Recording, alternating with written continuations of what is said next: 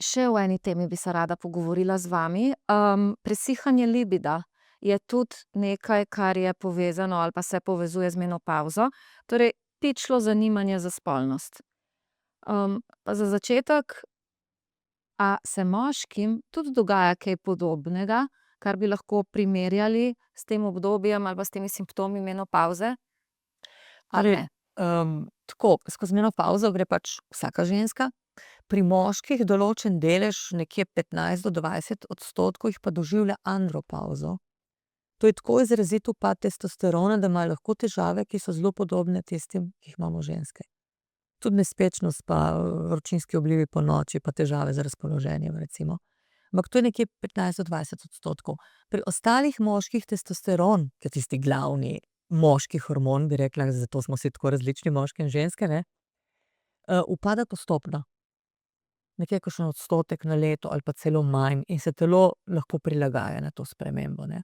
Tisti, ki pa doživijo hiter upad, imajo pa izrazite težave v spolnosti, pomanjkanje libida, ne.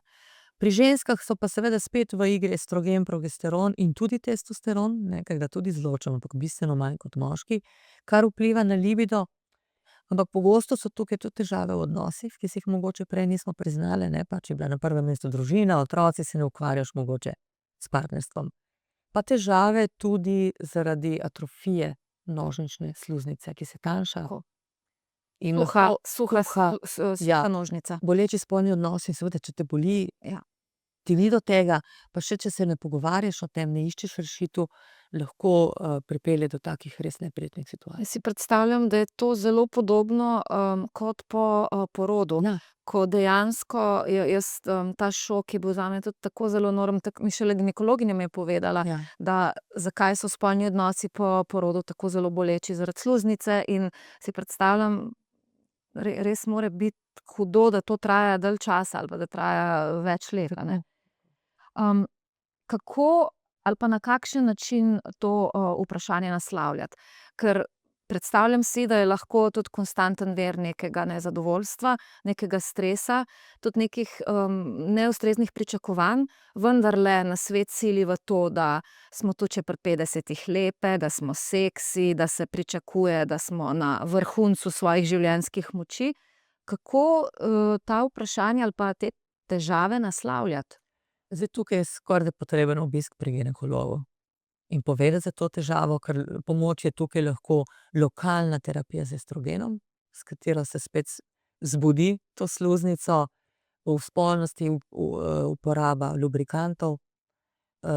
Konec koncev tudi partnerju povedati, da se bo treba malo bolj potruditi pri predigri, malo več časa si vzeti, malo več pozornosti, ker vemo, pri ženski se predigra začne že nekaj ur prej, ne. Ne pa da se, ne vem, skregaš pa potem pričakuješ, da se bo to posle poravnalo, mogoče prej se je, zdaj se pa ne bo več, ne. Pogovarjati se o tem je zelo, zelo pomembno, partnerju razložimo, v čem je težava. In potem so tudi raznorazni medicinski posegi, od laserskih posegov, s trombociti bogata plazma, ki se vbrizga, mislim, poiskati rešitve, ker rešitve so. In nima smisla, da trpimo zaradi tega, ker zelo vpliva na kvaliteto našega življenja, ne. Zdaj so pa tudi pari, ki se odločijo, da pač spolnost jim ni več pomembna in se potem samo še ostane nežnost, se pocrtajo, Ampak tukaj je treba dodati, oba morata biti. Oba, To ne tako. pomeni, da bo mož, iz tega razloga dobil, neko, Košarico, ne. to oziroma dovoljenje, da, ima lahko druge spolne partnerke. Torej tudi to mora biti stvar zavestne Tako, to je odločitve. zmeraj zavestna odločitev, ja.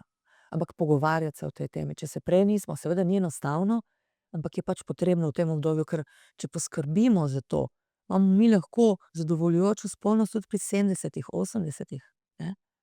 In je to tudi nekaj, kar še zmeraj par povezuje, kar je en temelj, lepilo enega partnerstva, ne. Tako da se splača potruditi. Je pa včasih treba tudi finančno nekaj, določeni posegi pač so samoplačniški, ampak poskusiti tudi z njimi, ne. Preden zaključiva, še zadnje vprašanje. Kaj lahko denimo jaz v tem trenutku naredim, vi ste s tem začeli, da si olajšam obdobje v menopavzi? Ma jaz ženskam svetujem, da naredijo tako eno analizo življenjskega stila. Kako je s spanjem, kako je s prehrano, gibanjem, obvladovanjem stresa, socialnimi stiki, mi potrebujemo kvalitetne odnose, kako je z življenjskim poslanstvom, življenjskimi cilji. To so taka preprosta kovčing orodja, rečemo kolo ravnotežja.